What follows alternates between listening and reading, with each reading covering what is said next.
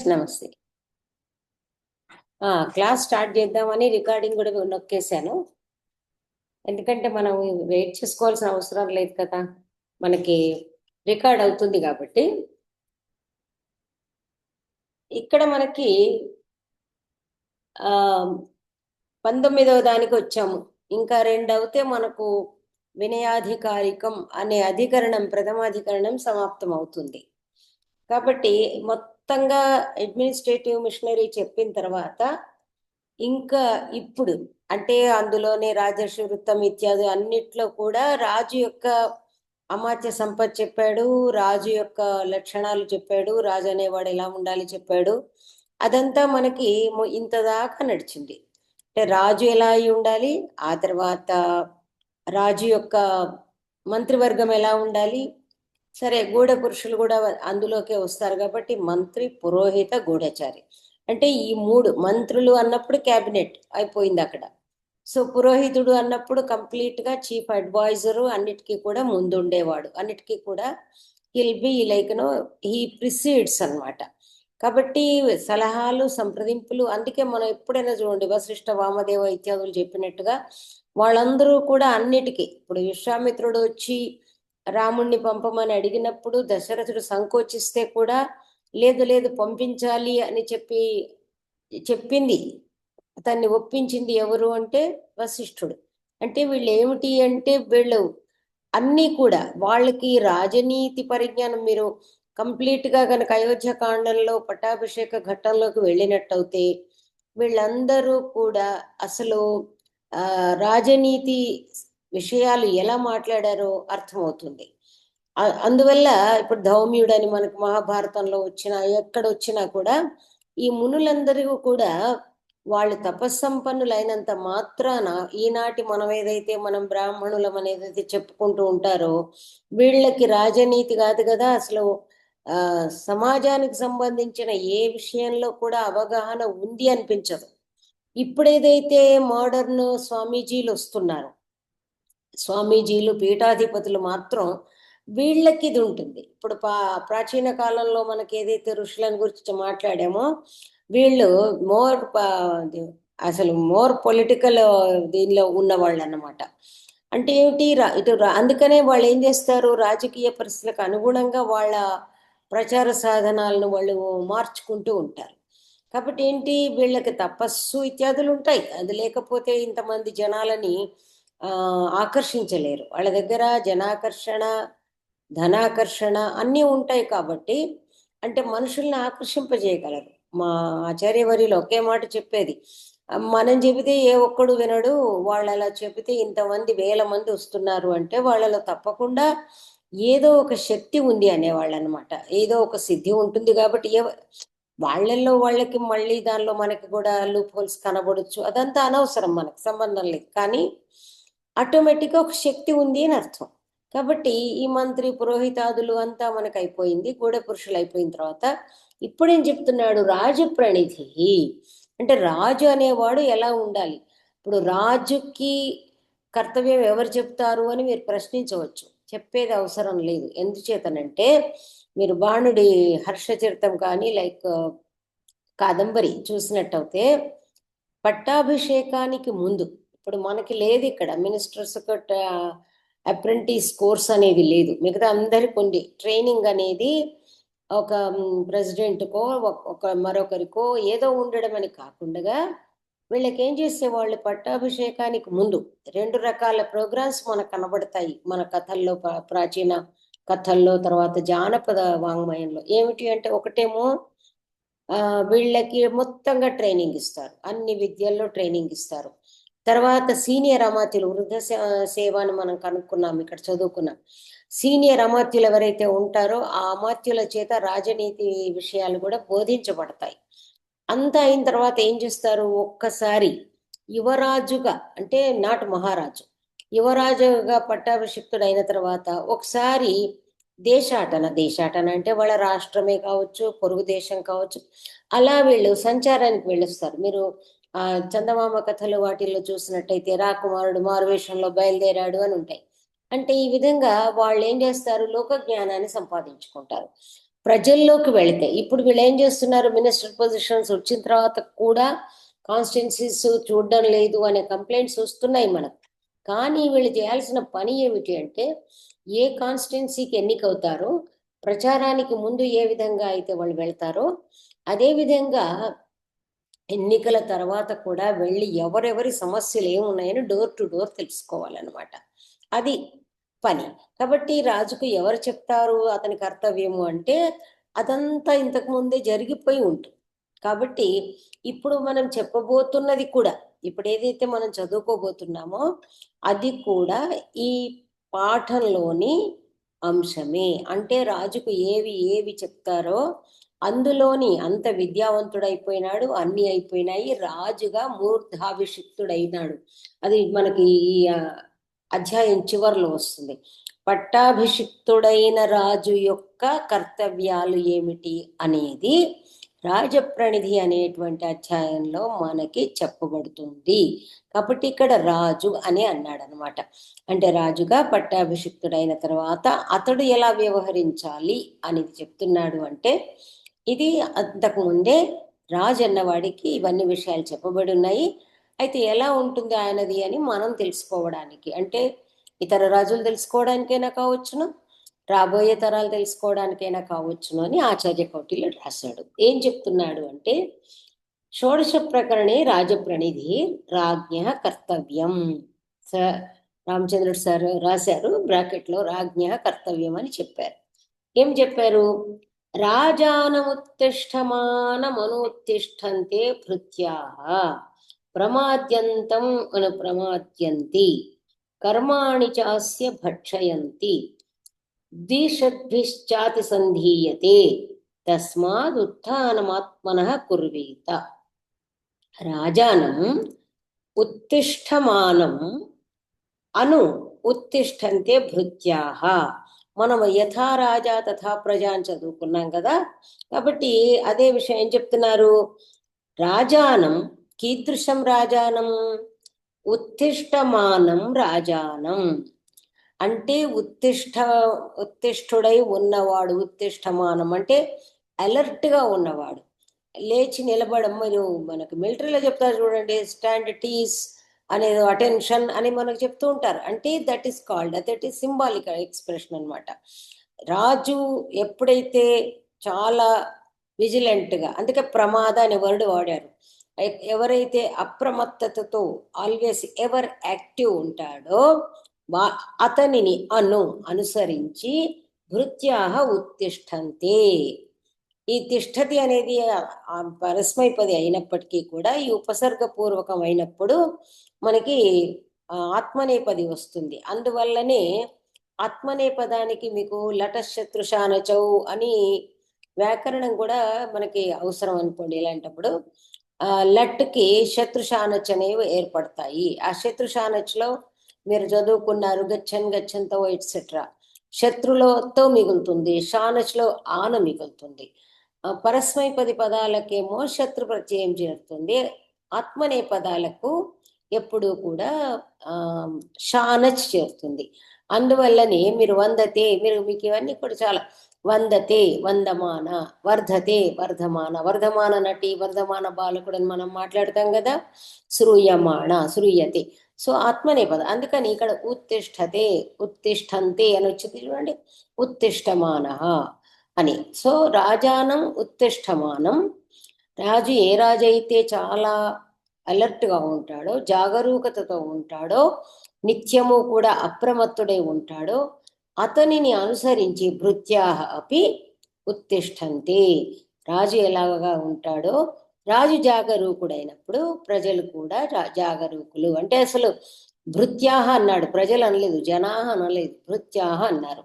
ఎవరైతే రాజ పరివారం ఉంటుందో, రాజ సేవకులు ఉంటారో వాళ్ళు రాజును అనుసరించి వాళ్ళు కూడా అప్రమత్తంగా మెలుగుతారు, విజిలెంట్గా ఉంటారు. అంటే ఏమిటి, ఎప్పుడైతే ఒక అడ్మినిస్ట్రేటర్, ఒక ప్రెసిడెంట్, ఒక like governor or chief minister or prime minister అలర్ట్గా ఉన్నట్టయితే అప్పుడు ఆ మొత్తం ఎంప్లాయ్మెంట్ అంటే even ministers also come under this. Those ever are engaged in royal affairs. ఎవరైతే గవర్నమెంట్లో ఉంటారో, గవర్నమెంట్ ఎంప్లాయీస్ అంటే మనం అర్థం చేసుకునే గవర్నమెంట్ ఎంప్లాయీస్, ప్రైవేట్ ఎంప్లాయీస్ అని కాదు. దోస్ హు ఆర్ ఎంప్లాయిడ్ అనుకుంటే సరిపోతుంది. భృత్య అంటే ఎంప్లాయిడ్, ఆల్ ద ఎంప్లాయీస్. వాళ్ళు మన ఏదో అవుట్ సోర్సింగ్, ఇన్సోర్స్ ఇవన్నీ బ్యారికేడ్స్ తీసేయండి.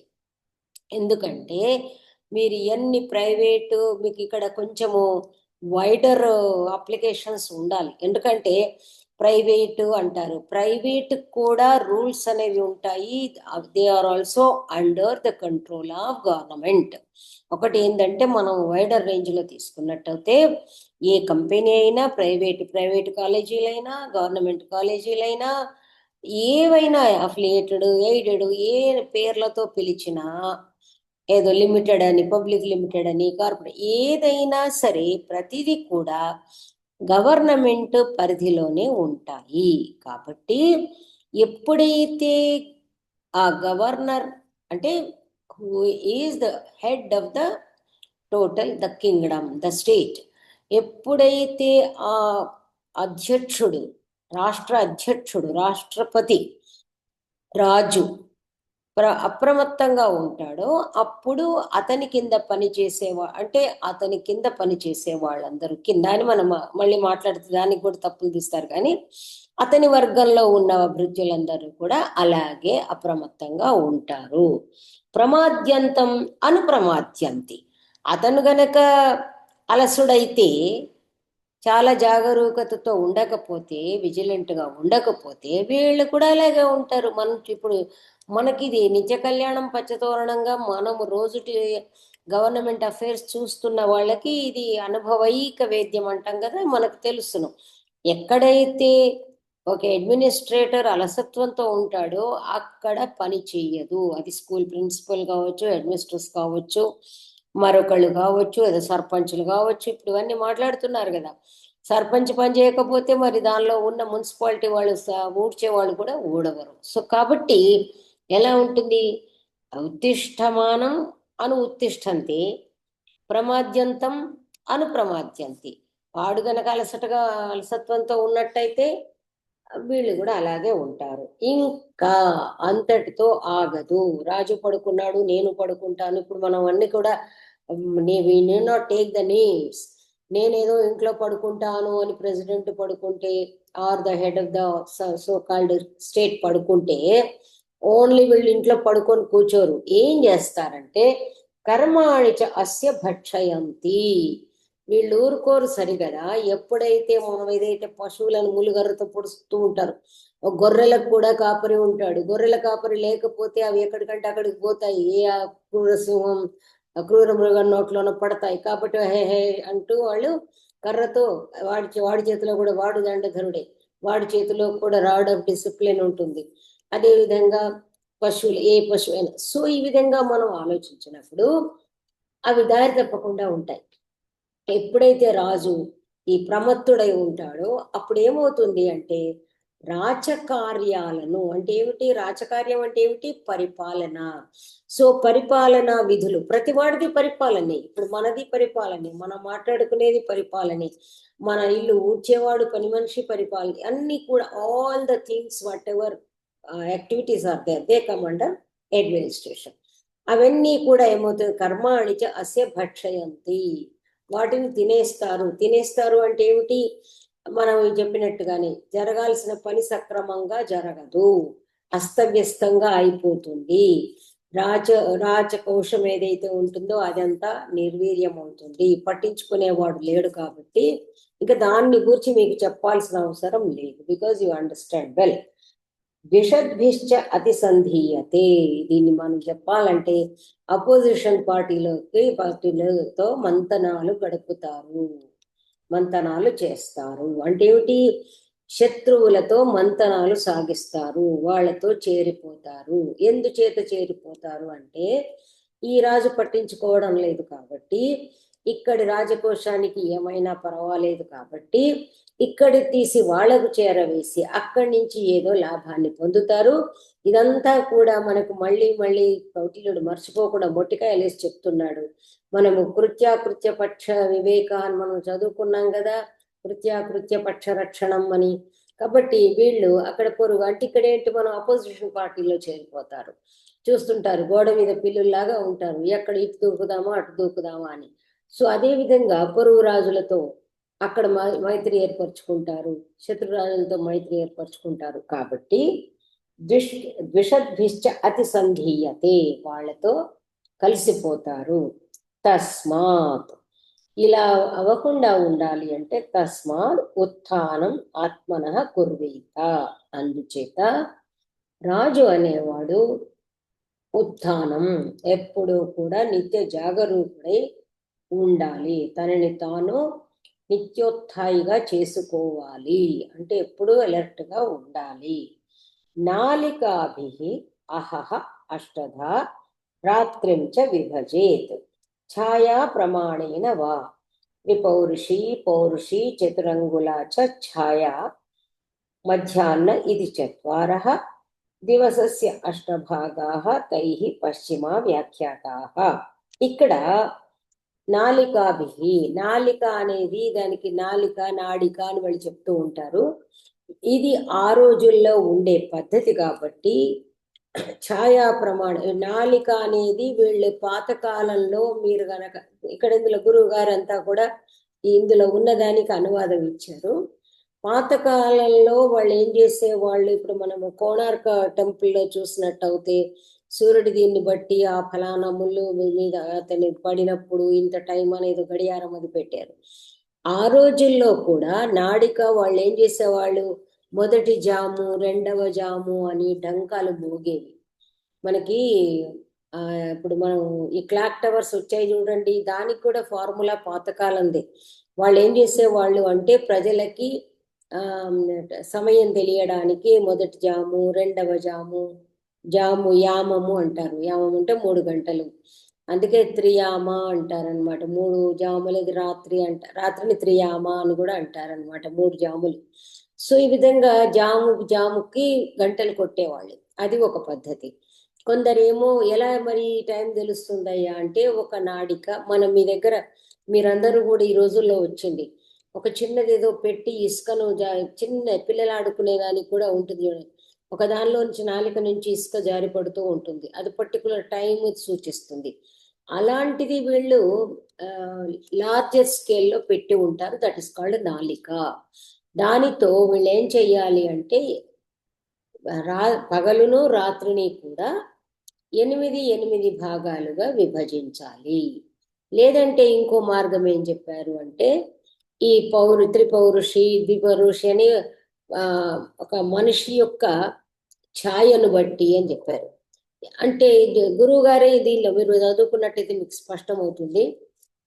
పురుషుడి యొక్క ఛాయ అంటే ఏ పురుషుడి ఛాయ తీసుకుంటాం మనము అంటే మామూలుగా ఏదో ఉదయపు ఎండ ఎలా ఎలా ఎలా సాగుతుందో ఆ సూర్యోదయం నుంచి అది ఎలా ఎలా ఉంటుందో దాన్ని బట్టి నాలిక ఓ ఇంత టైం అయింది ఇంత టైం అయిందని మనం నిర్ణయించుకోవాలి, దాన్ని బట్టి భాగాలు చేసుకోవాలి. ఎందుచేతనంటే మనకు తెలిసింది అది మన ఛాయైవ మైత్రి ఖలసజ్జనానాం అనేది ఆరంభ గురువి క్షేణీ క్రమేణ అని మీకు భర్తృహరి సుభాషితంలో వస్తుంది. సో పొద్దున ఎలా ఉంటుంది, చిన్న పొట్టిగా ఉంటుంది, తర్వాత క్రమక్రమంగా పెరుగుతూ పోతుంది. ఏది పగటి వరకు ఉండే ఛాయ నీడ, మిట మధ్యాహ్నం కంప్లీట్ గా లేకుండా పోతుంది, మన తల మీద సూర్యుడు ఉన్నాడంటే మన ఛాయ కనబడదు. ఆ విధంగా ఉంటుంది ఉత్తముని మైత్రి అని. ఇంకా కలుని మైత్రి ఎలా ఉంటుంది అంటే అది పొడుగు నుంచి కిందికి కంప్లీట్ గా లేకుండా పోతుంది సంథింగ్ అని, అట్లా ఛాయ మైత్రి కల సజ్జనానం అని చెప్తూ ఉంటారు. సో మనకి మధ్యాహ్నం నుంచి ఏదైతే ఉంటుందో కంప్లీట్ గా మళ్ళీ మనకి సాయంకాలం నీరెండ దాకా ఈ విధంగా ఇది పొడుగుగా ఉంటుందో దాన్ని బట్టి నాడికలుగా విభజించుకోవాలి అని అది మామూలుగా. ఎందుచేతనంటే ఆ రోజుల్లో ఉన్నటువంటి పద్ధతికి కౌటిల్యుడు చెప్పాడు, ఏది ఏమైనా పగలుకు 8 భాగాలు రాత్రి 8 భాగాలు చేసుకోవాలి.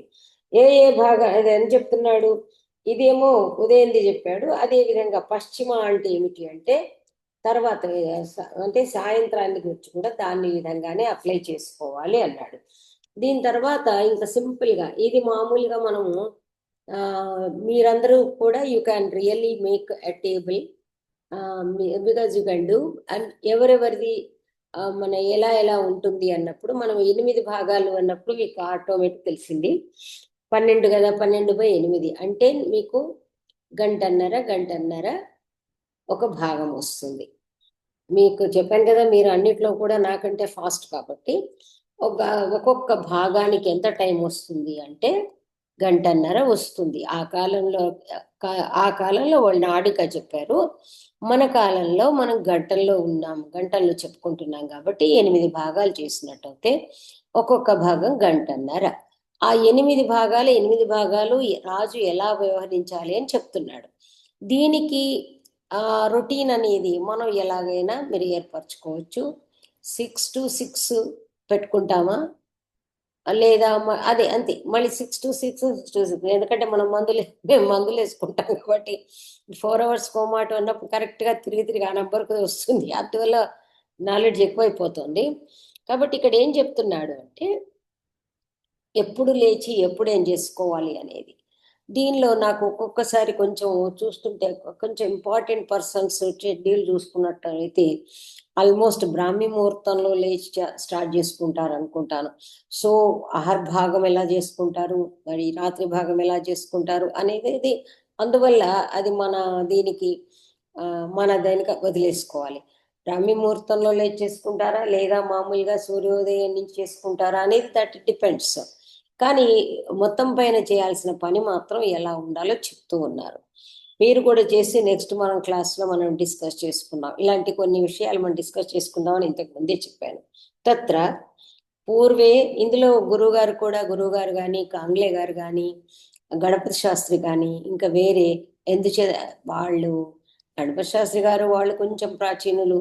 కాంగ్లే కూడా ఏమంత మోడర్న్ అయినప్పటికీ కూడా కాంగ్లే కానీ శ్యామశాస్త్రి కానీ టైమింగ్స్ అంటూ 6 to 7:30 ఇట్లా ఏమి మనకి నిర్దేశించలేదు.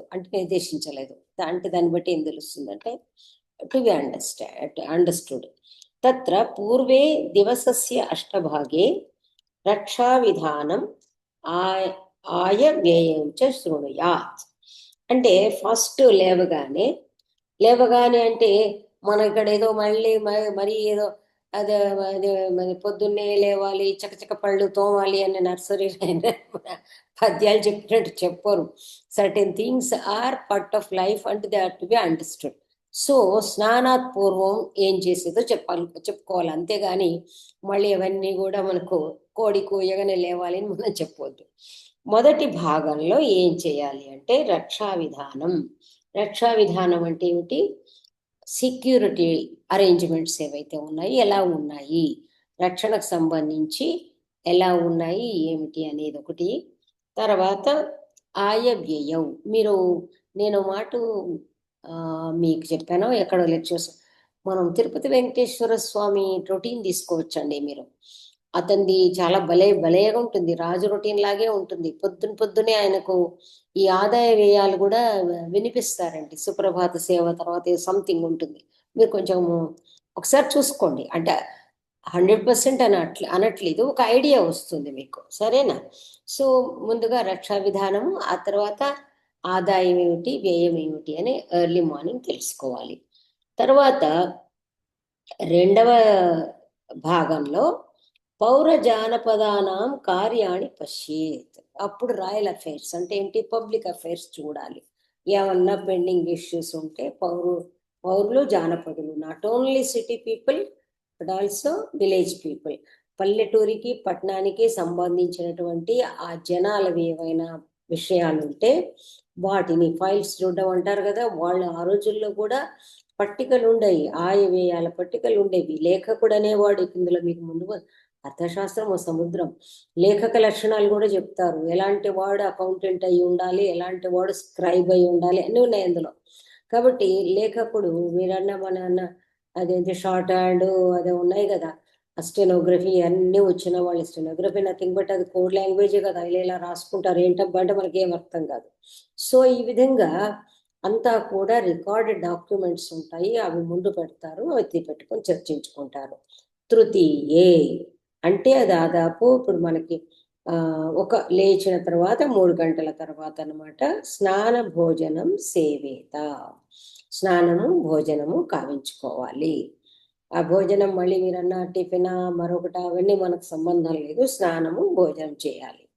అప్పుడే స్వాధ్యాయం చ కుర్వీత, ఆ తర్వాత తను చదువుకున్నది ఏదైతే ఉంటుందో కొంచెము మనం సాధారణంగా రిఫ్రెష్ చేసుకోవడం అంటాం కదా, మైండ్ రిఫ్రెష్ చేసుకోవడం ఏదైతే ఉందో ఒక్కసారి. ఎందుకంటే తనంటే స్వాధ్యాయాన్ని వీళ్ళు ఎందుకు ఇన్సిస్ట్ చేస్తారు, ఇప్పుడు మీ పుణ్యాన నాకు స్వాధ్యాయం ఏర్పడింది, కానీ ఎందుచేతనంటే మనం చదివింది మర్చిపోతూ ఉంటాం. You are also observe. అది మళ్ళీ మనం ఒకసారి రిపీట్ చేసుకుంటే సింహావలోకనం అన్నట్టుగా చదువుకుంటూ ఉంటే ఏమవుతుంది, అది మనకు ఫ్రెష్గా ఉంటుంది, ఏ సబ్జెక్ట్ అన్నా కానివ్వండి. కాబట్టి రాజైనా తనకు సంబంధించిందైనా ఏదైతే ఉంటుందో ఒక్కసారి రోజొక పుస్తకం రోజొక సబ్జెక్ట్ అయినా తిరగేసుకుంటూ అప్డేట్గా ఉండాలి. చతుర్థే, ఇంకా 4వ భాగంలో హిరణ్య ప్రతిగ్రహం అధ్యక్షాశ్చ కుర్వీత. అప్పుడు ఏం చేయాలి 4వ భాగంలో అంటే ఈ హిరణ్య ప్రతిగ్రహం చేయాలి, అధ్యక్షులను కూడా వాళ్ళని అంటే వాళ్ళతో మాట్లాడాలి.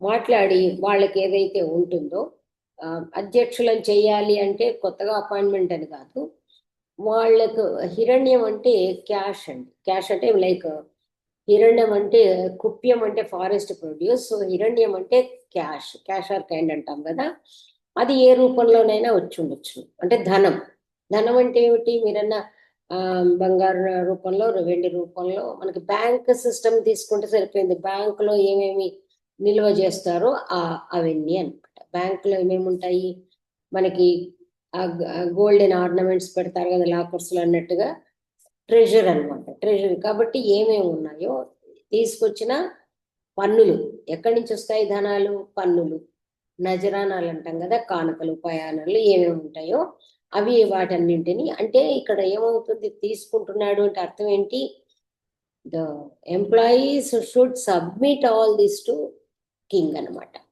వాళ్ళందరూ అధ్యక్షులు అన్ని తీసుకొస్తారు, ఆ తర్వాత ఏ ఏ డిపార్ట్మెంట్ నుంచి ఎంత వచ్చింది ఏమిటి అనేది వాళ్ళు లెక్క చూసుకుంటారు. ఆ తర్వాత ఏం చేస్తారు వీళ్ళు, అధ్యక్షులకు కూడా ఏమేం చేయాలి, what is to be done అని, అంటే ఏంటి ఇంపార్టెంట్ ఏదైతే హెడ్స్ మెయిన్ డిపార్ట్మెంట్స్ ఏవైతే ఉంటాయో వాటిలో ఎలా ఉంది అని చెప్పేసి అది కనుక్కుంటారు. పంచమే మంత్రి పరిషద పత్ర సంప్రేషణైన మంత్రయేత. ఆ 5వ దానిలో ఏం చెయ్యాలి, వాళ్ళను మంత్ర పరిషత్తుతో కరెస్పాండెన్స్ అనేది ఉంది. ఏమని, ప్రతిసారి మంత్రిని కూర్చోబెట్టుకోవాలని లేదు, మంత్రి పరిషత్తు పత్ర సంప్రేషణైన మంత్రయేత. అంటే ఏమైనా ఇంపార్టెంట్ ఉన్నాయనుకోండి, ఎందుకంటే అమాత్యులు కూడా ఇప్పుడు ఏదో పార్లమెంటేరియన్లు పోయి ఢిల్లీలో కూర్చున్నట్టు, వాడు ఫలానా కాన్స్టిట్యున్సీకి పార్లమెంటేరియన్ కాని పోయి అక్కడ కూర్చుంటారు, ఎందుకంటే హ్యాపీగా ఉంటుంది, రోజు రోజు ఏం తెలుసుకో. మీకు ఈ అర్థశాస్త్రం చదువుకోవడం ద్వారా ఏమి లాభము అంటే, అసలు మనుషులు ఎలా ఉండాలి, పరిపాలకులు ఎలా ఉండాలి అని తెలుసుకోవడానికి అర్థశాస్త్రం చదువుకోవాలి. ఎందుచేతనంటే మెంబర్ ఆఫ్ పార్లమెంట్ అంటే ఓన్లీ పార్లమెంట్ సమావేశాలప్పుడు మాత్రమే ఢిల్లీకి వెళ్ళాలి, రోజు పోయి అక్కడే అడ్డ వేసుకొని కూర్చుంటాము అక్కడ రెసిడెంట్స్ ఉంది కదా అనేది కాదు. ఎప్పుడెప్పుడు ఉంటే ఆ రోజుల్లో ఇన్ని మైల్స్ ప్రయాణం చేయాలంటే కష్టమేమో, ఇప్పుడేం కష్టం ఉంది, హెలికాప్టర్లే వేసుకొని పోతున్నారు. అదేవిధంగా కాన్స్టిట్యున్సీలో మాకు సర్పంచ్ అనేవాడు మా చిన్నప్పుడు మాకు అవైలబుల్ ఉండేవాడు, గ్రామంలో ఉండేవాడు అనమాట. అక్కడ అప్పుడు 2-3 పల్లెటూళ్ళకి కలిపి 3-4 కలిపి ప్రెసిడెంట్ అనేవాళ్ళు, ఆ పంచాయతీ ప్రెసిడెంట్ ఏదో మాకు అవైలబుల్ ఉండేవాడు, సర్పంచ్ కాదు ప్రెసిడెంట్ అనేవాళ్ళు. సో బ్లాక్ ప్రెసిడెంట్ పిలవగానే వచ్చేటట్టు.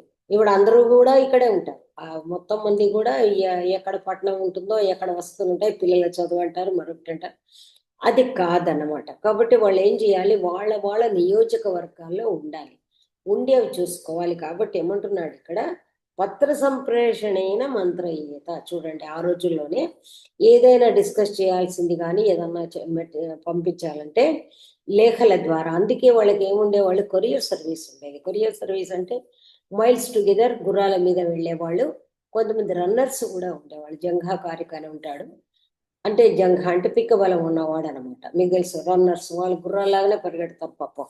సో ఆ విధంగా లేఖలు పంపించేసి చెయ్యాలి. చార గుహ్య బోధనీయాని చ బుచ్చేత. ఇంకా అదే సమయంలో ఆ పంచమ భాగంలోనే చార గుహ్యం అంటే సంచారులు గూఢచారులు తెచ్చేది, తర్వాత రహస్యంగా తెలుసుకోవాల్సిన సమాచారాన్ని కూడా తెలుసుకోవాలి. గుహ్య బోధనీయాని వీళ్ళందరూ కూడా మారు వేషాల్లో వస్తారు. ఓపెన్ గా వచ్చేవాళ్ళు ఓపెన్ గా వస్తారు, గూఢచారులుగా ఉండేవాళ్ళు మారు వేషాల్లో వస్తారు. ఇవన్నీ కూడా మనకు జానపద మూవీస్ లో వాటిలో వాళ్ళతో రహస్యంగానే సంప్రదించాలి. వాడు పాములవాడి వేషంలో వస్తాడో లేదా జడి బూటి వేషంలో వస్తాడో, సో అది చెప్పేవాడి వేషంలో ఎలాగైనా రావచ్చు. అది వాళ్ళ ద్వారా రహస్యాలు తెలుసుకోవాలి. ఓకే. ఇంకా షష్ఠే స్వైర విహారం మంత్రం వా సేవేత. ఆరవది మాత్రం it is left to Kings choice. ఆయన ఇష్టం. ఆయన కావాలంటే కాస్త మిత్రులతో కానీ కుటుంబంతో కానీ అలా స్వైర విహారం చక్కగా ఇష్టం వచ్చిన చోటికి కాస్త విహారం, ఉద్యానమో ఉపవనమో ఎక్కడన్నా వెళ్ళొచ్చు. లేదు కాదు చాలా అర్జెంట్ ఉంది నాకు ఆ టైం కూడా లేదు, మంత్రం అంటే ఏదైనా తన యొక్క అంతరంగికులతో కలిసి అంతరాలోచన చేయవచ్చు. సప్తమే ఇంకా 7వ భాగంలో హస్తి అశ్వరథ ఆయుధీయాన్ పశ్యేత్ అంటే చతురంగ బలాలను చూసుకోవాలి అని అర్థం. ఏనుగులు, గుర్రాలు, రథాలు, ఆయుధీయాన్ అంటే ఏమిటి పదార్థం. అందరినీ కూడా ఒక్క మాట చూడండి. ఇది చూడకపోవడం వల్ల ఎంత నష్టమో. సో ఒక్కసారి రాజుగారు వస్తున్నారు అనేటప్పటికి అందరూ అలర్ట్ అయిపోతారు. కాబట్టి మన దగ్గర మినిస్టర్స్ ఎప్పుడో ఏడాది టమ్ టమ్ టమ్ టమ్ టమ్ చెప్పుకొని పోవడం కాకుండా సడన్ గా పోయి చూస్తే any troops, any police department or any department alert గా ఉంటారు. అందువల్ల అది చూడాలి. ఎవ్రీడే వస్తాడు అనేటప్పటికి ఎవ్రీడే జాగరూకతతో ఉంటారు. అలా రారు అని అనుకుంటే నిశ్చింతగా పడుకుంటారు. అది అష్టమే సేనాపతి సఖ విక్రమం చింతయేత్ ప్రతిష్ఠితే అహని సంధ్యాం ఉపాసీత. ఇంకా 8వ భాగంలో ఏం చేయాలి? సేనాపతి సఖ సేనాపతి సమేతంగా విక్రమం చింతయేత్ అంటే విక్రమం అంటే సేనా బలాలను పరీక్షించడం ఒకటిను, ఆ తర్వాత ఎక్కడ ఏమిటి ఏదన్నా ఎక్కడికైనా వెళ్ళాల్సి ఉందా విక్రమం పరాక్రమాన్ని గురించి. విక్రమం అంటే ఏంటి? ముందుకు అడిగేయడం అనమాట. ఎక్కడికన్నా వెళ్ళాల్సి ఉందా, ఏదైనా ఎలా ఉన్నాయి పరిస్థితులు అని ఇదంతా ఆలోచించాలి. ప్రతిష్ఠితే అహని ఇంకా ఒక్కసారి పగలు అయిపోయిందా అంటే ప్రతిష్ట అంటే నిలిచిపోయిందా, పగలు నిలిచిపోయి సంధ్య వచ్చిందంటే సంధ్యాం ఉపాసిత. సంధ్యా సమయంలో ఏమీ చేయకూడదు అంటారు, అధ్యయనాదులు కూడా చేయకూడదు అంటారు.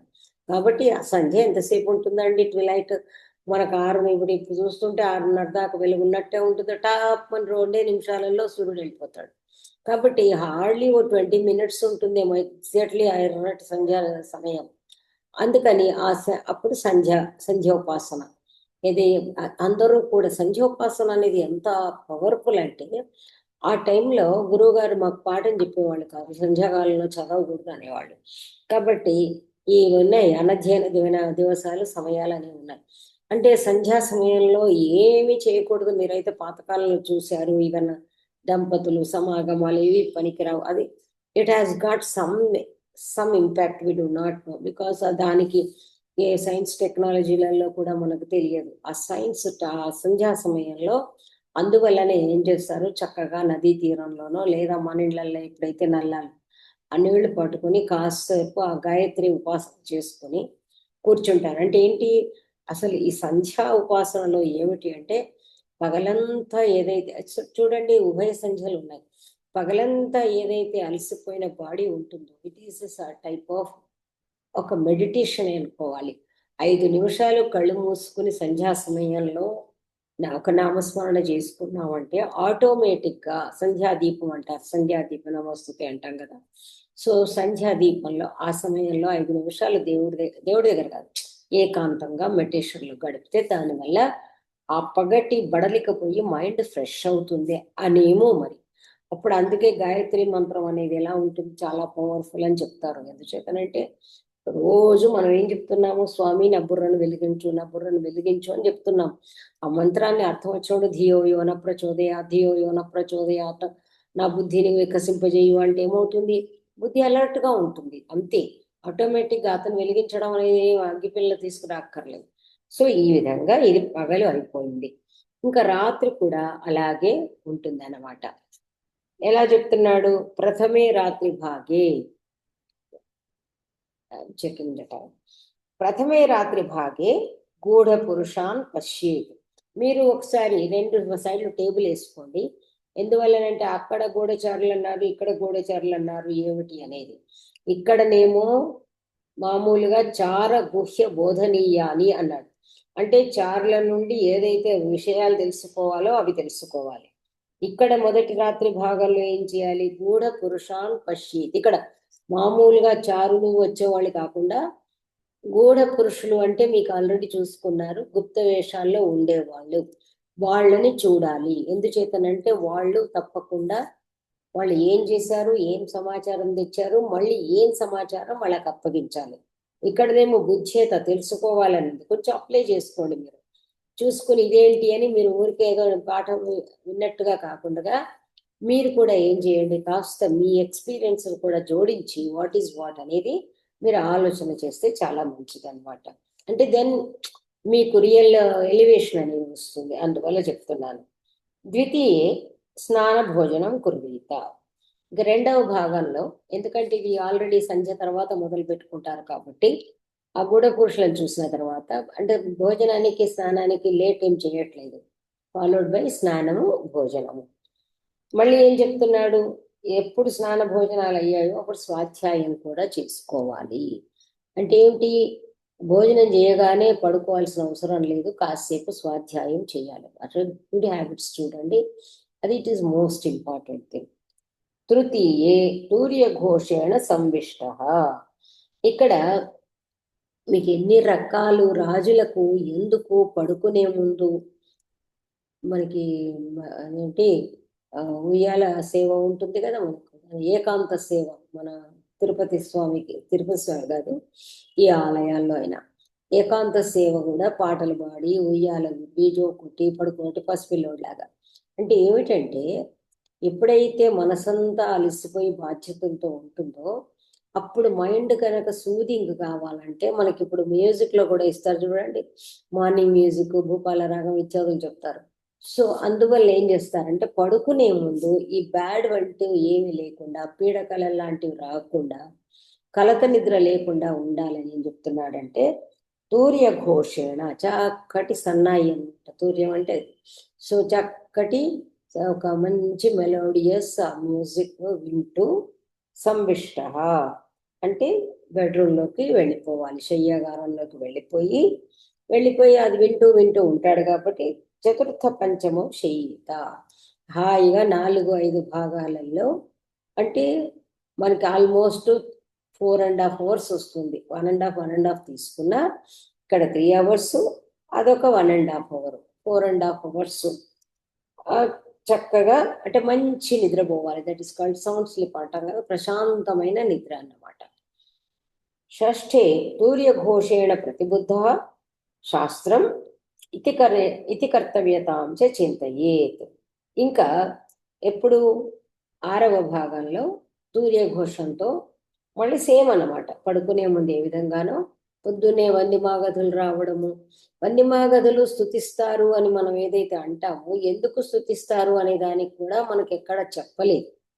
రాజాది రాజరాజ ఉంది కదా, రాజమాతాండ మూరుగండ అంటే అసలు యాక్చువల్గా ఏమిటంటే లేచేటప్పుడు ఏదైతే వందిమాగధులు స్తుతి చేస్తారో అప్పుడు ఏమవుతుంది అంటే అతని యొక్క బాధ్యతలే అందులో ఉంటాయి. నువ్వు రాజాది రాజువు, నువ్వు ఇలా పడుకోవడానికి లేదు, నీకెన్నో బాధ్యతలు ఉన్నాయి, ఎన్నో ఉన్నాయి, నువ్వు ఇంత మహానుభావుడివి అని చెబితే వెంటనే లేచి కూర్చుంటారు. సో అందువలన అలా చక్కగా మంగళారావాలతోని మంగళ తూర్యధ్వనులతో లేపి వందిమాగధులను ఇక్కడ కాబట్టి చెప్పకపోయినా మామూలుగా తర్వాత కాలంలో మన వందిమాగధులను వచ్చింది కదా. సో అందువల్ల కొంచెం స్తుతి గీతాలతో లేవాలి. లేచి అప్పుడు ఏం చేయాలి? లేచి శాస్త్రం ఇతి కర్తవ్యతాం చ చింతయేత్. అప్పుడు కూడా శాస్త్రం ఏదైనా ఒక శాస్త్రం ఉంటే దాన్ని గురించి ఇతి కర్తవ్యతాం, ఇవాళ కర్తవ్యం ఏంటి, ఏం చెయ్యాలి అని ముందుగా లేచి ప్రశాంత చిత్తంతో దాని గురించి ఆలోచించాలి. సప్తమే మంత్రమధ్యాసీత. ఇంకా 7వ భాగంలో ఏం చేయాలి, మంత్రమధ్యాసీత అంటే మంత్రాలోచన చేస్తూ కూర్చోవాలి. వాళ్ళని కలిసి మంత్రం అంటే మంత్రాలోచన చేస్తూ కూర్చోవాలి. ఎవరైనా ఆంతరంగికులు ఉంటే వాళ్ళతో కూడా. అదే సమయంలో గూఢ పురుషాశ్చ ప్రేషయేత్.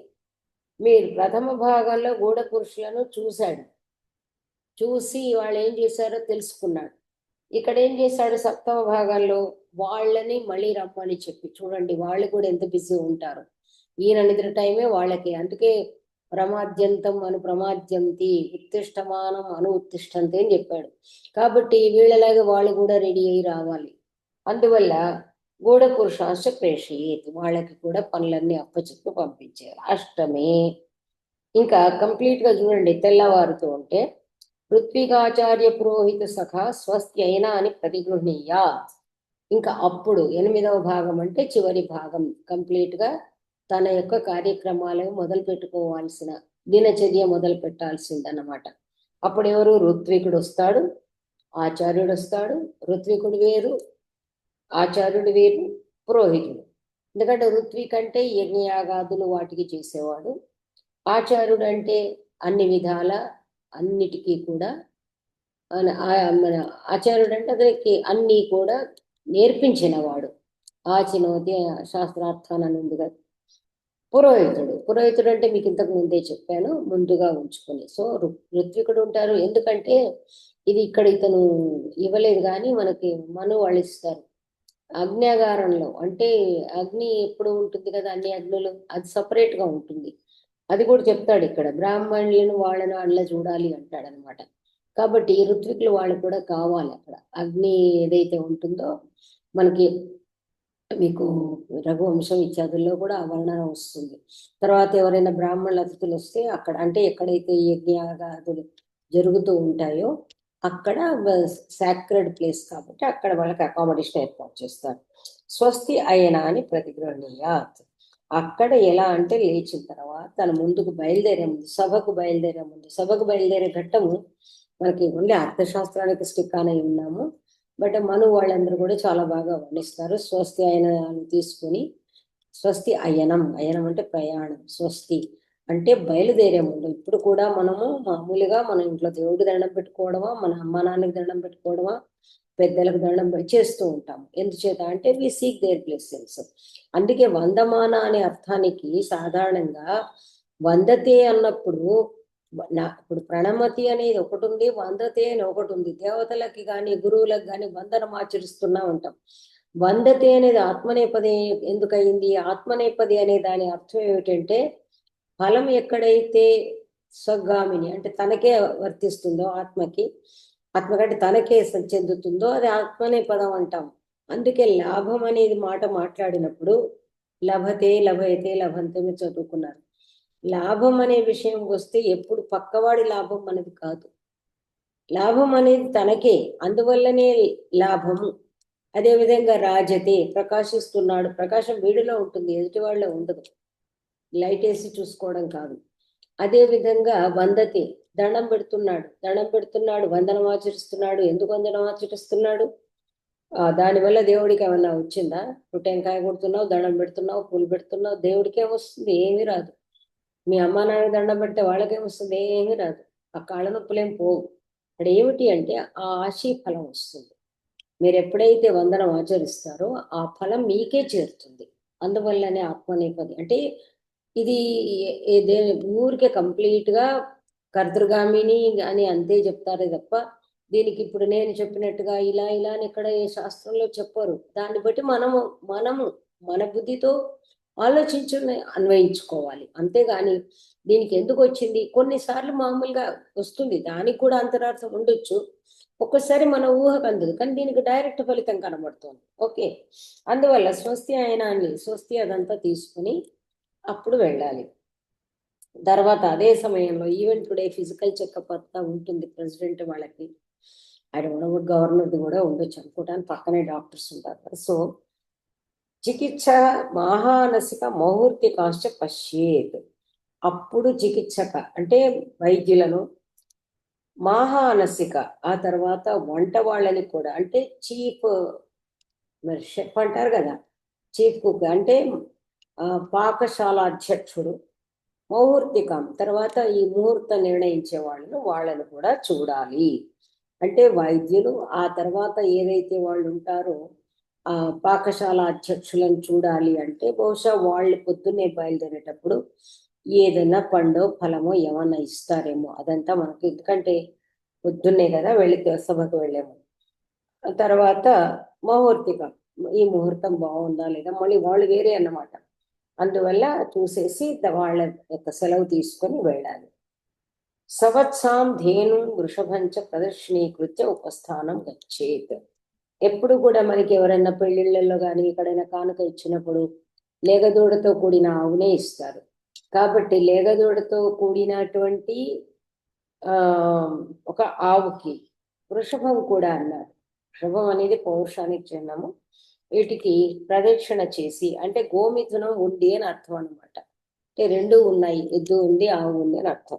ప్రదక్షిణ చేసి ఉపస్థానం, ఉపస్థానం అంటే ఆ హాల్ అన్నమాట. అప్పుడు హాల్లోకి బయలుదేరాలంటే రాజ్యసభకు బయలుదేరాలి. తర్వాత సరే అయిన తర్వాత ఇవి ఏం చెప్తున్నాడు, మనకి this is of course 1 minute, నేను టైం చూస్తున్నా, టైం ఉంది మనకు. ఇక్కడ ఏం చెప్తున్నాడు, అప్పుడు చెప్పాడు, చెప్పిన తర్వాత ఏమంటున్నాడు, ఆత్మబలానుకూల్యేన వా నిషాహర్భాగాం ప్రతిభజ్య కార్యాణి సేవేత. ఇది నేను మొదటి భాగము రెండవ భాగం అని ఫర్ ఎగ్జాంపుల్ చెప్పానే కానీ వాళ్ళు తమ తమ యొక్క వీలును బట్టి ఈ విధంగా పగలు రాత్రిని విభజించుకుని 8 భాగాలే చెయ్యాలి, 12 భాగాలే చెయ్యాలని కాదు, వాళ్ళ వాళ్ళ అనుకూలాన్ని బట్టి. అందుకే ఏమంటున్నాడు, ఆత్మబల ఆనుకూల్యేన, తన యొక్క శక్తి సామర్థ్యాలను, తన యొక్క అవసరాలను, తన యొక్క పరిస్థితిని అనుసరించి పగలు రాత్రిని ఒక డీసెంట్గా డిసిప్లిన్డ్గా విభజించుకొని పనులు చూసుకోవాలి. కార్యాన్ని సేవేత, అంతే. అది అంటే ఏంటంటే ఒక అలాట్మెంట్ ఉండాలి, ఒక స్లాట్ అనేది పెట్టుకోవాలి. అప్పుడు చూసుకుంటే ఏమవుతుంది అంటే అస్తవ్యస్తంగా కావడానికి ఆస్కారం ఉండదు. మనం ఏదో ఓవర్లాపింగ్ ఇత్యాదులు అంటాం కదా, లేదా పెండింగ్ అనేది ఉండదు, అలా లేకుండా చూసుకోవాలి. తర్వాత ఏమంటున్నాడు, ఉపస్థానగత కార్యార్థినాం అద్వారా సంగం కారయేత్. ఇక్కడ ఏం చెప్తున్నాడు అంటే ఉపస్థానగత, ఆ రాజసభ ఏదైతే ఉంటుందో, సభకు ముందు ఏదైతే మనం అంటాం కదా, ఏదో యాంటీ రూమో ఏదో అంటాం కదా, ఆ ఉపస్థానానికి వెళ్ళిన తర్వాత ఎవరైతే ఉంటారో కార్యార్థి అయి వచ్చిన అతనికి అక్కడ అద్వారా సంఘం కారయేత్. అక్కడ ద్వారం అంటేనే అడ్డగించేది, కాబట్టి ఏ అడ్డంకులు లేకుండా ద్వారము అంటే ఇక్కడ ఏదో తలుపు ఉంది, ఇది ఏదో ఇద్దరు నిలబడి ఇది కాకుండా వాళ్ళకి దర్శనము సులభంగా అవలీలగా ఇవ్వాలి. ఎందుచేత, ఇది అండర్లైన్ చేసుకోండి, చాలా బాగుంటుంది. దుర్దర్శోహి రాజా కార్య విపర్యాసం ఆపన్నై కార్యతే తేన ప్రకృతి కోపం అరివశం వా గచ్చేదు. ఇవి అండర్లైన్ చేసుకుని అసలు చక్కగా వీటిని ఇంగ్లీష్ ట్రాన్స్లేషన్స్ కూడా ఉన్నాయి, ఇంగ్లీష్ ట్రాన్స్లేషన్ చేసేసి మన వాళ్ళకి మన సెక్రటేరియట్ దగ్గర అక్కడ అంటించాలి. ఎవరన్నా మీకు తెలిసిన వాళ్ళు ఉంటే మీకు మీ ఆఫీసర్స్ ఉపయోగించి ఇవి పంపించాలి మెసేజ్. ఏమని చెప్తున్నాడు, వాళ్ళకి కార్యార్థులై వచ్చిన వాళ్ళకి దర్శనం ఇవ్వాలి. ఎందుచేత దుర్దర్శోహి రాజా, రాజు యొక్క దర్శనం గనక, అధికారి దర్శనం దొరక్కపోతే కార్య విపర్యాసం ఆపన్నై కార్యతే. ఇక్కడ ఏం చేస్తారు, అక్కడ ఎవరైతే దగ్గర ఉంటారో వాళ్ళు ఏం చేస్తారు, వాళ్ళు కార్య విపర్యాసం, కార్యము చేయదగినది చేయతగనిది, కార్యము అకార్యం వాళ్ళన్నీ కూడా అస్తవ్యస్తం, ఉల్టా పల్టా అనేది విపర్యాసం. అంటే చేసేది చెయ్యరు, చెయ్యకూడదు చేస్తారు. ఇలా చేసేసి మీకు ఇదంతా ఇప్పుడు కూడా మనకు బర్నింగ్ టాపికే. అతను లేడు, అతను బిజీ ఉన్నాడు, ఫోన్లు తీస్తారు, లేదు అతను లేడు, ఈజ్ నాట్ అవైలబుల్ అని చెప్పేస్తాడు వీడు. ఎవడో పిఏనో వాడెవడో అటెండరో ఎవడో కూడాను. ఇలాంటిది చాలా మంది చేస్తుంటారు అధికారులు కూడా. That is not correct. ఎందుచేతనంటే దాని వల్ల ఏమవుతుంది అని చెప్తున్నాడు. ఇక్కడ ఆసన్నులు ఎవరైతే ఉంటారో, ఇక్కడ ఆసన్నయ్య ఉండాలి, ఆపన్నయ్య కాకుండా ఆసన్నయ్య అని ఉండాలి. ఆపన్నయ్య ఉంది, అది స అనమాట. ఆసన్నయ్య అయితే దగ్గర వాళ్ళు దాన్ని చెదురుమదురు చేస్తారు, అస్తవ్యస్తం చేస్తారు. ఆ కారణంగా తేన, ఆ కారణంగా తృతీయ కారణాలకు కూడా కర్తృకరణయో తృతీయ కారణానికి కూడా అప్పుడప్పుడు చెప్తారు. తేన ఆ విధంగా చేయడం వల్ల, దానివల్ల, దాని చేత అంటాం కదా మనం, ప్రకృతి కోపం అరివశంగా గచ్చేత్. ఇలా చేస్తే ఏమవుతుంది? ప్రజలకు ఇప్పుడు మనం రోజు చూస్తున్నాం నినాదాలు. ప్రజల్లో ఒక రకమైన, మనం ఇదివరకు చదువుకున్నాము క్రుద్ధ లుబ్ధ ఇత్యాదులు, వాళ్ళకి ఒళ్ళు మండిపోతుంది. అందువల్ల ఏమవుతుంది? వాళ్ళకి ఆ కోపం వచ్చేస్తుంది.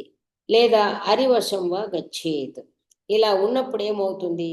వాళ్ళు అయితే గబక్కన ఛీ ఏం రాజు రాయితాడు అని చెప్పేసి ఒక రకమైన అగ్రెసివ్నెస్ వెళ్ళిపోతారు. కోపము, ఇక దీనివల్ల వచ్చే తిరుగుబాట్లు, నినాదాలు ఇవన్నీ వచ్చేస్తాయి. అంతేగాక వాడు ఏమి, ఒకవేళ నిజంగా కోపాన్ని ప్రదర్శించలేని నిస్సహాయుడైతే, పేదవాని కోపం పెదవికి చెట్టు. ఇప్పుడు జనాలందరూ అలాగే పాపం పేదవాడి కోపం పనికిరాదని అణిగిమణిగి ఉన్నారు. అంటే ఎప్పుడో 5 ఏళ్లకోసారి అవకాశం వచ్చినప్పుడు ఓటు ద్వారా చూపించుకుంటున్నారు. ఓకే, అరివశంగా గచ్చేత, లేదంటే ఇంకో పక్షంలోకి వెళ్ళిపోతారు, శత్రువుల దగ్గరికి వెళ్ళిపోతారు అని. తస్మాత్ దేవతాశ్రమ పాషండ శ్రోత్రియ పశు పుణ్యస్థానానాం బాల వృద్ధ వ్యాధిత వ్యసని అనాథానాం స్త్రియాం చ క్రమేణ కార్యాణి పశ్యేత్ కార్య గౌరవాత్ ఆత్యైక వశేన వా. అందుచేత ఇక్కడ చెప్తున్నాడు, దేవాలయాలకు సంబంధించింది, ఆశ్రమ గురుకులాలు ఇత్యాదులు, తపస్సుల ఆశ్రమాలు, పాషండ అంటే మనం కదా, అంటే నాస్తికులు అయినప్పటికీ కూడా వాళ్ళు వాళ్ళు ఉండే ప్రదేశాలను శ్రోత్రియులు అంటే బ్రాహ్మణులు, వేద పండితులు, వేదాంగవేత్తలు, పశు ఇప్పుడు మన ఏదో పెద్ద గోశాల పెద్ద పెద్ద మాటలు మాట్లాడుతున్నారు. అవి గోవులు చేస్తే అడిగేవాళ్ళు లేడు, బతికిన అడిగేవాళ్ళు లేడు. కానీ పశు సంపదను కూడా, అది పెద్ద యానిమల్ హస్బెండరీ పెద్ద డిపార్ట్మెంట్. ఇప్పటికి కూడా గోల్డ్ అన్ని ఫండ్స్ ఇస్తారు. వీళ్ళు ఏం చేస్తారో వీళ్ళకే తెలియాలి. అసలు పశు సంపద లేకపోతే మానవుడు ఎలా బతుకుతాడు? దువ్వుకునే దువ్వెనతో సహా మొత్తం పశువులదేనాయి. అదేంటి, పాదరక్షల దగ్గర, అంటే ఆపాద మస్తకం అంటాం మనం. పాదం నుంచి పాదాలకుండే పాదరక్షల నుంచి జుట్టును దువ్వుకునే దువ్వెన దాకా కూడా పశువుల నుంచి. మనం తినేది అంతా అవి గడ్డి తింటాయి అనుకుంటాము, కానీ ఆ గడ్డి నుంచి వచ్చిన పాలను మనం తాగుతున్నాం. మనం గడ్డి రసాన్ని తాగుతున్నాం, గ్రాస్ జ్యూస్. ఇప్పుడైతే గడ్డి కూడా తింటున్నాం అనుకోండి, డయాబెటిక్ అని, మరొకటని, గోధుమ గడ్డని, వరి గడ్డని, అది కాల్చుకొని తెచ్చుకొని అన్ని తింటున్నాం. అది వేరు. మానవుడు గడ్డిని కూడా పాపం పశువులకు మిగల్చట్లేదు. That is different issue. జామాకులు ఏవేవి ఆయుర్వేదం వాళ్ళ పుణ్యమా అని వాళ్ళు చెప్తూ ఉంటారు. అన్ని ఆకులు, అలములు, మేకల బదులు మనమే తినేస్తున్నాం, ప్లస్ మేకలను కూడా తింటున్నాం, అది వేరు. అందువల్ల ఈ విధంగా పుణ్యస్థానాలు అంటే అవి వేరు. అంటే మనం శాంక్చురీస్ అది అంటాం కదా, దేవాలయాలను కాకుండా మామూలుగా ఏవైతే మసీదులను కాకుండా మనం విహారాలు అంటాం, బౌద్ధ విహారాలు లాంటివి అనమాట ఆ పుణ్యస్థానాలు. అదేవిధంగా పుణ్యస్థానాలు అంటే మంచి పుణ్యక్షేత్రాలు అని అంటాం కదా, అది కూడా అనుకోవచ్చు. వాటిని అవి చూడాలి. సిరీస్ ప్రకారం చెప్తున్నాడు, దేనికి ప్రయారిటీ అనేది చెప్తూ ఉన్నాడు. తర్వాత బాలురు, వృద్ధులు, వ్యాధితులు, వ్యసని అంటే ఆపదలో ఉన్నవాళ్ళు. వ్యసని అంటే మీరు దుర్వ్యసనాలలో ఉన్నవాళ్ళని కాదు. అసలు వ్యస్యతి అముమితి వ్యసనం అని అంటే మనిషిని ఒక చెడుదారికి తీసుకెళ్లేదని దాన్ని వ్యసనం అన్నారు. కానీ వ్యసని అంటే కష్టంలో ఉన్నవాడు అని అర్థం అన్నమాట. అందువల్ల బాల వృద్ధ వ్యాధిగ్రస్తులు ప్లస్ కష్టాల్లో ఉన్నవాళ్ళు వీళ్ళందరినీ అనాథలు. చెప్పాను కదా మీకు, అనాథలు కూడా రాజీ కేర్ తీసుకునేవాడు. ఇప్పుడు ఎక్కడ ఉండడు కాదు, ఎవరు లేని వాళ్ళది బాధ్యత. బాల వృద్ధ, ఇప్పుడు కొత్తగా ఏదో వీళ్ళు ప్రైవేట్ వాళ్ళు నడుపుతున్నారు ఏజ్డ్ హోమ్స్, కానీ వృద్ధాశ్రమాలు నడపాల్సింది గవర్నమెంట్. ఇవన్నీ కూడా please take to the government people. Aged homes ఇదే డబ్బులు తీసుకుంటే వాడు గవర్నమెంట్కి బోలెడు ఆదాయం వస్తుంది. వాడు ఏదో 50,000 60,000 తీసుకుని వాడు లగ్జరీ హోమ్ అని నడుపుతున్నాడు. వీళ్ళకి ఏమొచ్చింది, గవర్నమెంట్ చక్కగా ఒక్కొక్క దానిలో 100-200 కంటే ఉండరు. 10 ఉంటాయి వృద్ధాశ్రమాలు. ఆ 10 వృద్ధాశ్రమాలు వీళ్ళే ఏర్పాటు చేసిన డబ్బులు వీళ్ళే తీసుకోవచ్చుగా, డాలర్స్లో వస్తాయి. ఈ తెలియలేదు వీళ్ళకి, గవర్నమెంట్ హాస్పిటల్స్ నడపట్లేదు ఇంకా, వృద్ధాశ్రమాలు ఏం నడుపుతారు. కాబట్టి బాలురు అంటే పాపం ఇలా ఈ ఆపదలలో తల్లిదండ్రులను కోల్పోయిన వాళ్ళు ఉంటారు. అంటే మనం ఏమంటాం, మైనర్స్ ఉంటారు, ప్రాపర్టీ ఉంటుంది. కానీ వాళ్ళ బాలురు, వృద్ధులు, వ్యాధిగ్రస్తులు, కష్టాల్లో ఉన్నవాళ్ళు, అనాథలు, ఆడవాళ్ళకి కూడా రకరకాలు, పెళ్లి కాని వాళ్ళు, విడోస్ ఇత్యాదులు ఉంటాయి కదా, అలాంటి వాళ్ళు. క్రమేణ కార్యాన్ని పశ్యేత్, ఇది ఒక్కొక్కళ్ళది ఇన్ ఆర్డర్ ఆఫ్ ప్రయారిటీ చూసుకుంటూ చూడాలి. మళ్ళీ ఏమంటున్నాడు, కార్యగౌరవాద్ ఆత్యైక వశేనవా, నిజానికి ఇలా చూడాలి లిస్ట్. కానీ ఏదైతే కార్య గౌరవం అంటే ఆ importance, that weight of the activity, అంటే ఏదైతే అత్యధికమైన ఎమర్జెన్సీగా, ఒకటి ఎమర్జెన్సీ ఆత్యయికం అంటే, లేదా కార్యగౌరవం అంటే కార్యభారం, ఏదైతే తొందరగానే దాన్ని నివృత్తి చేయాలో అలాంటిది. కార్యభారాన్ని, కార్యం యొక్క మహత్వాన్ని చెప్పుకోవచ్చు, కార్యం యొక్క ఆధిక్యాన్ని. సో అంటే మోస్ట్ ఇంపార్టెంట్ అని మనం చెప్పుకోవాలి. ఇక్కడ ఇంగ్లీష్లో చెప్పుకోవాలి, మోస్ట్ ఇంపార్టెన్స్ని బట్టి, ఎమర్జెన్సీని బట్టి, రెండు అన్నమాట. ఒకటేమో ప్రాధాన్యాన్ని బట్టి కార్య ప్రాధాన్యము, రెండవది అత్యయికము అంటే అత్యవసర పరిస్థితి. వీటిని బట్టి కూడా ఈ ఆర్డర్లో అటు ఇటు చేసి చూడొచ్చును అని చెప్పాడు. చెప్పిన తర్వాత ఇక్కడ చెప్తున్నాడు, అన్ని శ్లోకాసే చదివిస్తాము, సింపుల్ గానే ఉన్నాయి. సర్వం అత్యయికం కార్యం శృణుయాత్ నా అతిపాతయే కృచ్ఛ్ర సాధ్యం అతిక్రాంతం అసాధ్యం వా విజాయతే. సర్వం కార్యం ఏది ఆత్యయికం, ఏది అంటే అత్యవసరమైనటువంటి పరిస్థితిలో ఉన్న పనులన్నింటినీ కూడా వినాలి. శృణుయాత్ నా అతిపాతయేత్, వాటిని డిలే చెయ్యకూడదు. అత్యవసరమైన కార్యాన్ని వినాలి అంటే ఏం చేస్తాడు, విని ఊరుకుంటాడా? వెంటనే దానికి తగిన చర్యలు తీసుకోమని ఆదేశిస్తాడనమాట. అందువల్ల మొదటగా ఇక్కడే చెప్పాడు, అత్యవసరమైన కార్యాలని వినాలి, దాన్ని మళ్ళీ రేపు మాపు అని దాన్ని మనం పోస్ట్ పోన్ చేయకూడదు. ఎందుచేత అంటే చెప్తున్నాడు, కృచ్ఛ సాధ్యం అతిక్రాంతం అసాధ్యం వా విజాయతే. అతిక్రాంతం దాటివేసిన పని ఏదైతే, దాటవేయడం అనమాట. దాటవేయడం రేపు మాపు అని చేస్తే గనక అప్పుడు అసలు కష్టసాధ్యం అవుతుంది. ఆ పని మళ్ళీ చేయలేకపోవచ్చు, లేదా అసలే సాధ్యం కాకపోవచ్చు. అయితే చాలా దానికి డబుల్ కష్టపడాల్సి వస్తుంది. ముందుగా గొడ్డతో పోయేది గొడ్డలు దాకా పోతుంది, లేదు అసలు సాధ్యమే కాదు. తర్వాత ఇంతకు ముందు మనకు రెఫరెన్స్ లో చెప్పాను, అగ్న్యగారగత, అగ్ని అగారము అజ్ఞగారము రెండు సంధి అంటాం కదా. అగ్నగారగత కార్యం పశ్యేత్ వైద్య తపస్వినాం పురోహితాచార్య సఖ ప్రత్యుత్థాయ అభివాద్య చ.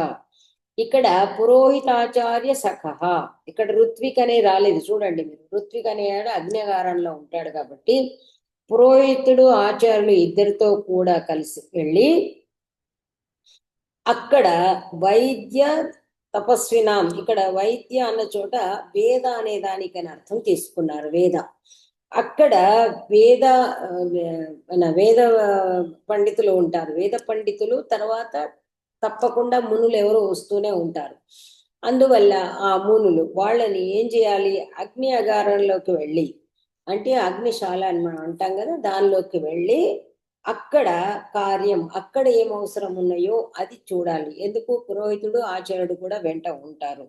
అక్కడ ఎలా వెళ్ళాలి? ప్రత్యుత్థాయ అభివాద్యచ, వాళ్ళకి అక్కడికి వెళ్ళి ఎదురేగి వాళ్ళకి నమస్కరించి, నేనేదో సీఎంఓ పిఎంఓ అని కూర్చోవడం కాదు. ఎదురేగితే అబ్బో మోడీ సాబ్ దిగొచ్చాడు, మరొకళ్ళు దిగొచ్చారు అంటారు. దిగి రావాలి. మర్యాద ఉన్నవాడు, ఈ సంస్కారం ఉన్నవాడు, ఇవి చదువుకున్నవాడు ఆటోమేటిక్ లేచొస్తారు. లేనివాడు లేవలేదు అని కూర్చున్నాడంటే వాడు మూర్ఖ శిఖామణి అని అర్థం. అందువల్ల అక్కడ వేద పండితులను, మునులను చక్కగా ఎదురేగి నమస్కరించి వాళ్ళని అక్కడ వాళ్ళకి అవసరం ఉన్న విషయాలను చూడాలి. తపస్వినాంతు కార్యాణి త్రైవిద్యై సహకారయేత్ మాయాయోగ విధాం చైవ న స్వయం కోపకారణాత్. ఈ మునులు ఏదైతే ఉంటారో, మునులు తర్వాత మాయాయోగ విధాం, మాయా ప్రయోగము తెలిసిన వాళ్ళు, వీళ్ళు ఎవరైతే ఉంటారో రకరకాల, ఎందుకంటే తపస్సులు ఉంటారు, వాళ్ళకి మాంత్రికులు, మంత్రం ఉంటుంది, వాళ్ళు మాయాజాలము, ఇంద్రజాలం మహేంద్రజాలాలు చేయగలిగిన వాళ్ళు కూడా ఉంటారు. వాళ్ళకు సంబంధించినటువంటి పనులు అయితే ఏం చేయాలి అంటే త్రైవిద్యై, మీరు త్రై అని చదువుకున్నారు కదా, అంటే ఋగ్యజుస్సామాంజ చదువుకున్నాం కదా, త్రైవిద్యై. మామూలుగా అథర్వణ వేదం తర్వాత అని మీకు చెప్పాను కదా. కాబట్టి ఈ 3 వేదాలలో పండితులైన విద్వాంసులు ఎవరైతే ఉంటారో వాళ్ళ ద్వారానే వాళ్ళ పనులు చూడాలి. వాళ్ళకి ఏం కావాలి, మునులకి ఏం కావాలి, తపస్సులకి ఏం కావాలి, వీళ్ళు చెప్పగలరు. ఋగ్వేదం వచ్చు, యజుర్వేదం వచ్చు, సామవేదం వచ్చు. వాళ్ళు వేదవేత్తలు కాబట్టి వాళ్ళు ఎలాంటి సమస్యకైనా పరిష్కారాన్ని కనుక్కోగలరు. అదేవిధంగా ఏం చేయాలి? ఈ మాయా యోగ విధానం, మాయా తర్వాత యోగము, యోగం అంటే రకరకాల ప్రయోగాలు ఉన్నవాళ్ళు, అలాంటి వాళ్ళ పనులు కూడా వీళ్ళు వేద పండితుల్లో ఒక అద్భుతమైన తేజస్సు ఉంటుంది, శక్తి ఉంటుంది. కాబట్టి వాళ్ళు అంత ఈజీగా వీళ్ళకి ఎవరికి లొంగరు. ఏ మాయాజాలం కూడా వాళ్ళ మీద పని చేయదు. కాబట్టి వాళ్ళ ద్వారా పనులు సాధించుకోవాలి. లేకపోతే స్వయంగా కనుక తనంటే వాళ్ళ కోపానికి ఇతడు గురి కావాల్సి వస్తుంది. బై ఛాన్స్ ఏదన్నా పొరపాటు జరిగింది. ఇంకా ఈ శ్లోకాస్ ఎంత అద్భుతమో, ఇది కూడా మీరు చాలా చోట్ల మనకి అవసరం వస్తుంది. ఇవి కూడా మీరు ఇలాంటివి కొంచెం చెప్పిన మీరు ఒక దగ్గర రాసుకుని వీటికి అన్ని స్లోగన్స్ తయారు చేసి పెట్టుకోవచ్చు. రాజ్ఞోహి వ్రతముత్థానం, యజ్ఞ కార్యానుశాసనం, దక్షిణ వృత్తి సామ్యం చ దీక్షితస్య అభిషేచనం. ఇక్కడ ఏం చెప్తున్నాడు? దీక్షితస్య, ఏమిటి దీక్ష పొందినవాడు, ఇలాంటి వాడు. ఇక్కడ రాజు యొక్క వ్రతం ఏంటయ్యా అంటే ఉత్థానం. ఇతడే సత్యనారాయణ వ్రతం చేస్తా, లేదేమంటారు రాజశ్యామల యాగం చేస్తా, అవి కాదు. ఉత్థానం, ఎప్పుడు జాగరూకుడై ఉండడం అనేది ఏదైతే ఉందో అదే రాజు యొక్క వ్రతము. యజ్ఞం ఏంటయ్యా మరి రాజశ్యామల అవి ఎక్కడ చేయక్కర్లేదా అని అంటే లేదు. ఏమిటది? యజ్ఞ కార్యానుశాసనం, కార్యాన్ని చేయడమే. మీకు నేను ఒకసారి చెప్పాను లేదో, యాక్చువల్గా మీమాంసా శాస్త్రం అనేది యజ్ఞాన్ని చెప్తుంది. ఆ యజ్ఞంలో యజ్ఞం ప్రొసీజర్ కనుక చూసినట్టయితే అందులో మీకు టోటల్లీ మేనేజ్మెంట్ కనబడుతుంది. అందుకే మీమాంసా శాస్త్రం ఎందుకయ్యా అనంటే వాక్య విచారం ఇవన్నీ చెప్పి మేనేజ్మెంట్ ప్రిన్సిపల్స్ చాలా ఉంటాయి. కాబట్టి యజ్ఞ తర్వాత ఇక్కడ ఏం చెప్తాడు? మీరు చదవాలి, అర్థ సంగ్రహంలో ఉంటుంది. ఏమిటి అంటే యాగాదిరేవ ధర్మ అంటాడు. అంటే ఏదైతే మళ్ళీ ఏమంటాడు? స్వర్గకామో యజేత ఇత్యాదులు చెప్తాడు. అంటే ఏమిటి? ఇప్పుడు పాఠం చెప్పడం ఒక యజ్ఞం, ఆచార్యుడికి పాఠం చెప్పడం యజ్ఞం, డాక్టర్కి మందులు ఇవ్వడం యజ్ఞం, కమ్మరికి ఆ కమ్మరి పనే యజ్ఞం. సో ఈ విధంగా అందువల్ల ఏమిటి ఇక్కడ కార్య అనుశాసనమే యజ్ఞము. ఆ కార్యం ఏదైతే ఉంటుందో దాన్ని పరిపాలించడమే, సరిగా పరిపాలించడం అంటే ఏమిటి? జరిగేటట్టు చూడడం ఏదైతే ఉందో కాపాడడం కదా, అదే యజ్ఞము. దక్షిణ వృత్తి సామ్యంచ, దక్షిణ అంటే నువ్వేం డబ్బులు ఇవ్వక్కర్లేదు. వృత్తి సామ్యం, నిష్పక్షపాతంగా నిష్పక్షపాత బుద్ధితో అందరినీ సమంగా చూడటం ఏదైతే ఉందో అదే దక్షిణ. ఇంకా ఏమిటి? అభిషేచనం, దీక్షితస్య అభిషేచనం. అతనికి దీక్ష ఏమిటయ్యా అంటే ఎప్పుడైతే అభిషేకం అయ్యిందో ఆ రోజే దీక్ష పూనుకున్నాడు. ఆ దీక్షా కంకణ బద్ధుడైన వాడికి ఇంకా వ్రతం ఏమిటయ్యా అంటే ఇత్యాదులు అని చెప్పాడు. చెప్పిన తర్వాత ఇదైతే చాలా చోట్ల మీకు ఈ నెక్స్ట్ శ్లోకం అయితే అన్నిట్లో కూడా రాస్తారు, పెద్ద పెద్ద వీటిల్లో కూడా, సెమినార్స్ లో వాటిల్లో కూడా. ప్రజాసుఖే సుఖం రాజ్ఞ, ఇది చాలా ఫేమస్ అయిపోయింది ఇప్పుడు అన్ని సెమినార్స్ లో, కౌటిల్యుడు అలా అక్కడ ఇక్కడ అందరు మీరు చూసినట్టయితే స్పీచెస్ లో కూడా చెప్తారు. ప్రజాసుఖే సుఖం రాజ్ఞ ప్రజానాం చ హితే హితం, నాత్మ ప్రియం హితం రాజ్ఞ ప్రజానాం తు ప్రియం హితం. రాజ్ఞ సుఖం ప్రజాసుఖే ఏవా, రాజు సుఖం అంటే ఇక్కడ ప్రజాసుఖంలో రాజు సుఖం ఉంది. ప్రజానాం హితే హితం, ప్రజలకు హితమైతే అదే రాజుకు హితము, తన ఆత్మహితం అని లేదు. నాత్మ ప్రియం హితం రాజ్ఞ, తన ఆత్మ తన్ని తాను, ఇది ఎవడికి చెప్పినా కూడా చెంప మీద చెంపపళ్ళు పెట్టి చెప్పినా అర్థం చేసుకోరు. ఆత్మప్రియం నహితం రాజ్ఞ, రాజుకు తన బాగు చూసుకోవడం ఏనాటికి కూడా ప్రియం, అది ఆత్మప్రియం హితము కాదు. తనకు మంచి చేసుకోవడం, తన దగ్గరే అన్ని చూసుకొని దోచుకోవడం అనేది అది మంచిది కాదు, అది హితం కాదు. హితం కాదంటే ఆటోమేటిక్గా చెడు చేస్తుంది, ఇవాళ కాకపోతే రేపు. ఓకే, విధియనాడు కనబడని చంద్రుడు తదియనాడు కనబడతాడని సామెత. ప్రజానాంతు ప్రియం హితం, ప్రజాశ్రేయస్సే, ప్రజలకు ఇష్టమైంది చేస్తేనే నువ్వు 4 కాలాల పాటు ఉంటావు. అందువల్ల తస్మాన్ నిత్యోత్థితో రాజా కుర్యాద్ అర్థానుశాసనం, అర్థస్య మూలముత్థానం అనర్థస్య విపర్యయ. ఈ శ్లోకం applicable to all of us. తస్మాత్ నిత్యోత్థితో రాజా కుర్యాద్ అర్థానుశాసనం, అందుచేత రాజు అనేవాడు నిత్య జాగరూకుడై, ఎప్పుడు జాగరూకుడై అప్రమత్తంగా ఉంటూ అర్థానుశాసనం, అర్థం అంటే ఇక్కడ పర్పసెస్, పనులు అన్నమాట. కాబట్టి అర్థానుశాసనం, ఏది వ్యవహారాలు ఎలా వ్యవహరించాలో వాటిని సరిగా చూసుకోవాలి. అర్థస్య మూలం ఉత్థానం, ఒక కార్యసిద్ధి, అర్థం అంటే అదే కదా. సో సిద్ధార్థ అని మనం అంటాం చూడండి, అంటే అర్థం సిద్ధించిన వాడు. కాబట్టి అర్థస్య మూలం ఉత్థానం, ఏదన్నా సాధించుకోవాలి, ఏదైనా కార్యసాధన కావాలి, కార్యసిద్ధి కావాలి అంటే ఎప్పుడు అప్రమత్తుడై ఉండటం.